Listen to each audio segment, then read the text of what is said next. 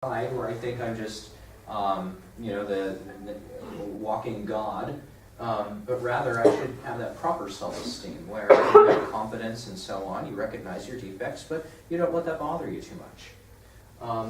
And so this is basically what the commandments are trying to point us toward, is that balance which is virtue. So we've talked about excess and defect of these desires. We can also talk about disorder with respect to ourselves. So sometimes there's a good desire, and there's nothing wrong with it per se in itself, but there's something wrong with it with respect to our own life situation. So for instance, you can have a desire for love and belonging. And you say, okay, well obviously, it's a good thing. You want to be loved by other people. You want to feel loved by others. But maybe in your own situation, you're looking for it in the wrong places. So, you're working, you have a job, and you want to be acknowledged by your boss. There's nothing wrong with that. But if you desire that too much, you can become kind of needy with respect to your boss, and now you're always looking for your boss's affirmation, and then your boss is just, thinking about your external actions. You show up on time, you're doing your job, okay, great. So they're not always patting you on the back, and you start to wonder, why am I not getting that affirmation? Am I doing something wrong? And you kind of check up with your boss, hey, what do you think? Am I doing okay? Yeah, doing fine, great. And you didn't get that, that warm, fuzzy hug that you were really hoping for. He didn't give you the employee of the month. That other guy got it twice. I can't believe that guy. Why does he get it? I think it's because he wears a lot of flair. And then suddenly you get to this whole office space has an office space. So this is where it's not a bad thing per se to desire affirmation from your boss, but it has to be in the right context. Okay, and you can think about this in lots of different respects. It's perfectly reasonable to desire food, but if you let that desire for food so overwhelm you that you start to eat during church, that's a problem, unless you're at a megachurch, and it is encouraged. So it has to be in the right context, though. Now let's talk about the vices, the specific vices that are that these 9th and 10th commandments warn us against. And I'm going to start with number 9, which is it's warning us against lust. And this is something we went over before, so I'm not going to talk about it in too great a detail.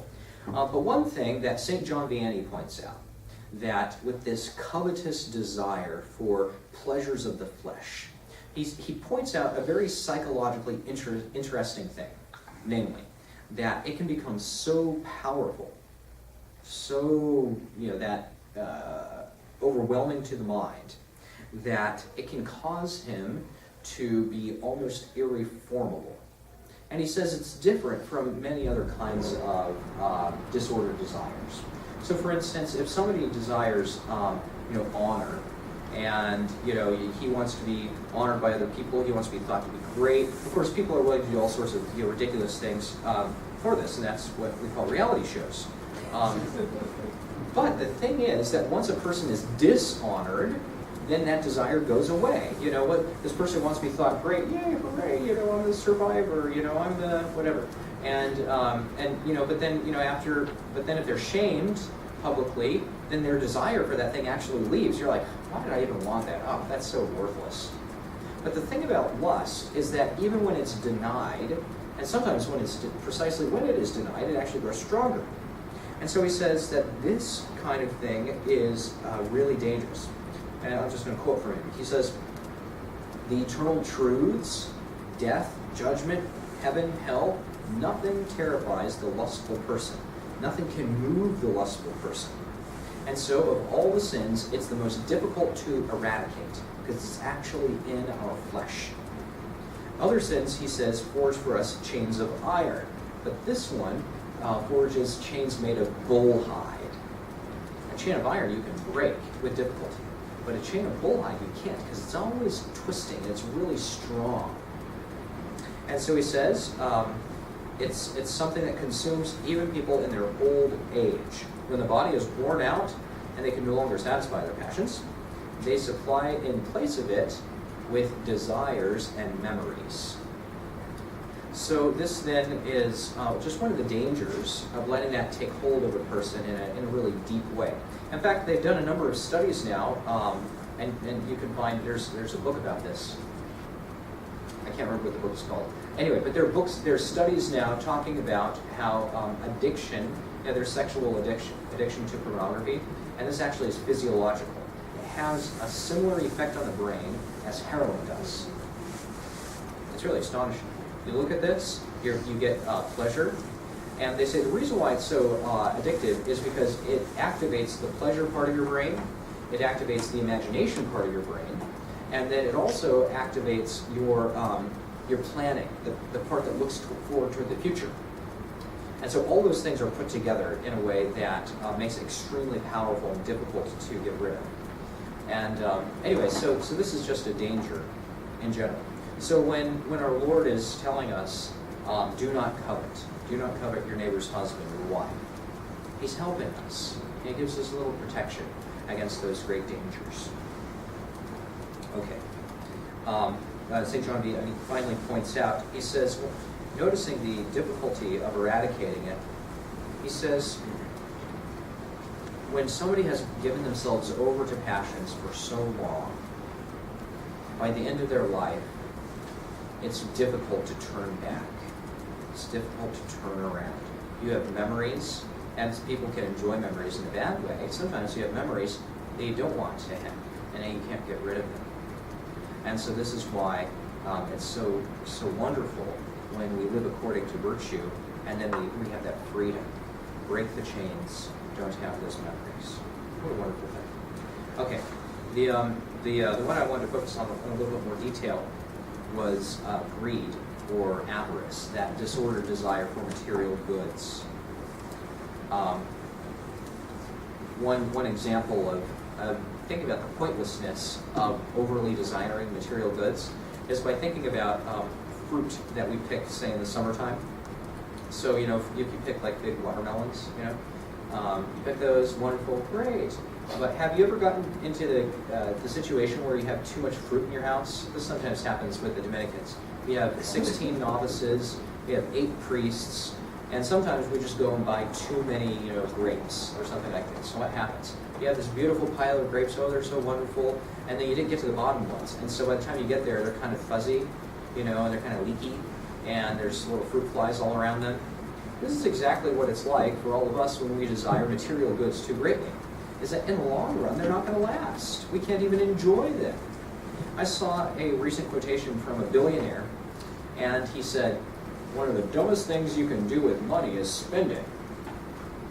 Well, I guess that's partly how he got his billions. But the fact is, one of the dumbest things you can do with money is not spend it, because that's what money's for. Like, money actually doesn't do you any good. You have to use it for something. So one of the astonishing things about our accumulation of goods, at least a good is something that has value in itself. Wood can always be burnt.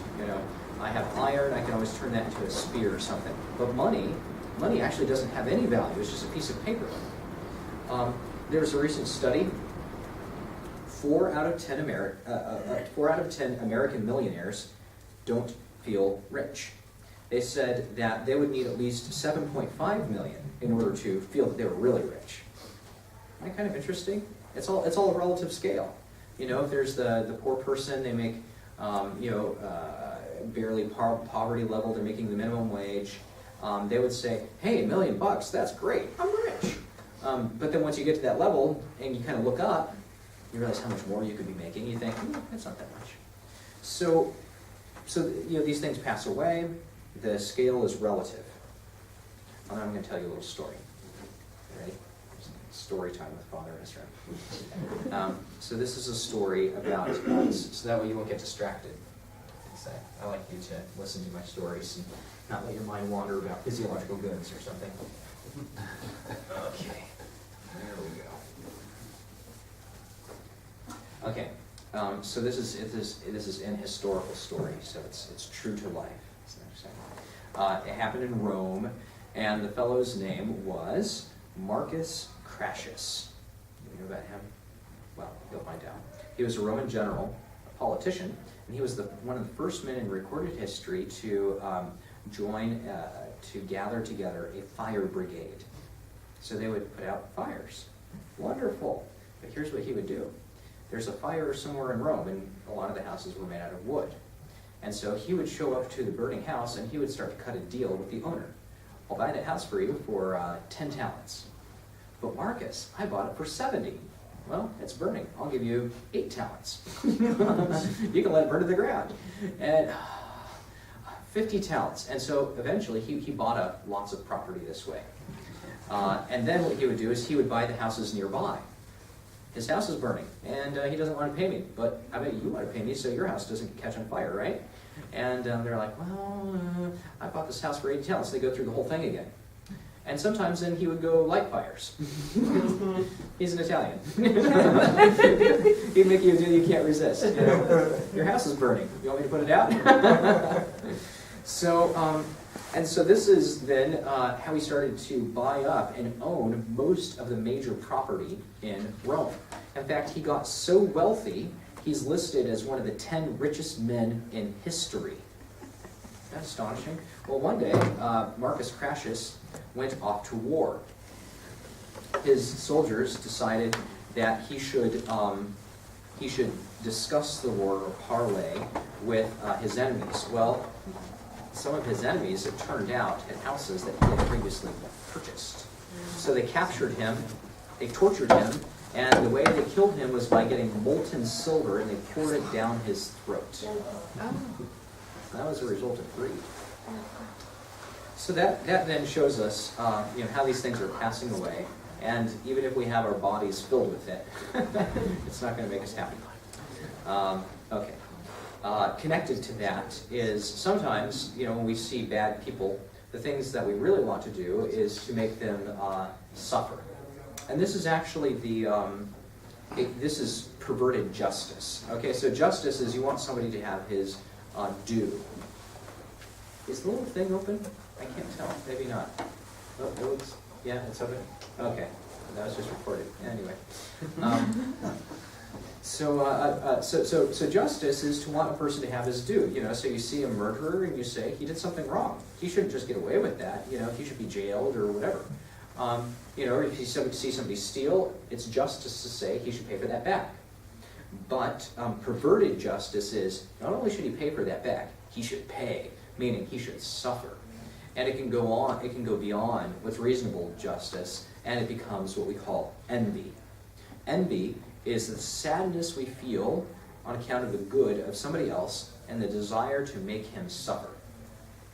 So for instance, people can even be envious of those who are beneath them in some way, in social station, because they don't want them to have any good at all. You think of somebody, let's say you work at Best Buy, and you're there, you've made it to sub-manager, and you can envy actually the clerk on the floor, because he's charming and he's selling lots of computers and you're selling nothing. But I've made it to my sub-manager position. So what I'm afraid is that this guy is going to surpass me at Best Buy. He's going to get that better job. And so I can actually envy him because he has something I don't have, and I don't want him to have it. I want him to have nothing. I want him to be nothing. Okay, so that's envy for somebody who's my inferior. I can have envy for my equals because now, we're both sub-managers, and I don't like the fact that he's equal to me. Nobody should be equal to me. You know how great I am? Look at how good I look in this blue, polo shirt. And so then, so you don't want an equal. And of course you're going to envy the guy above you because he has something that you don't have. So you hate your equals because they're equals. You hate inferiors because they're inferiors. You may even hate superiors because they're above you.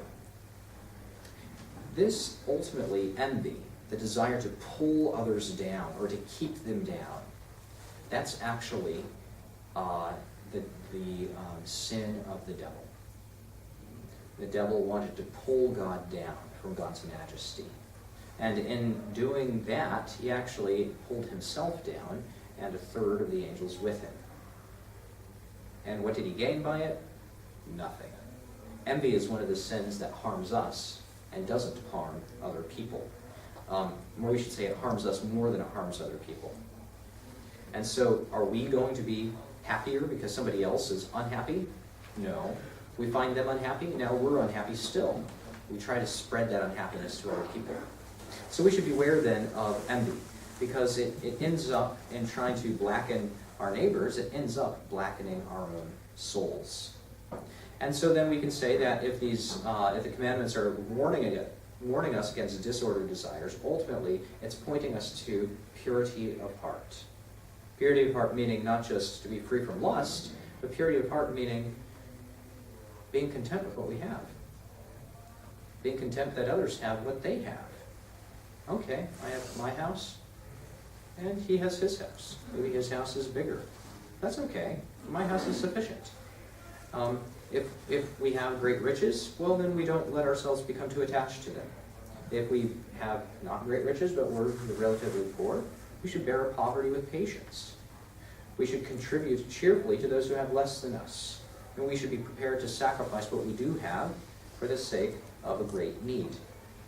In the end, we're to direct our affections, our desires rightly, so that we not be hindered in our pursuit of virtue and charity, so that we desire with all the earnestness of our soul, not our own wishes, but those of God. That we preserve our souls, that we subdue our appetites, that we direct our desires to the highest things, and finally, so that what our passions move toward are things that are ultimately good for us and good for our neighbor. The desire for true happiness helps us to free ourselves from an immoderate attachment to the goods of this world, so that ultimately we can be attached to the greatest good, which is to enjoy God forever. Thank you. So, any questions or comments about these things? So relativism is kind of the biggest lie to pull you away.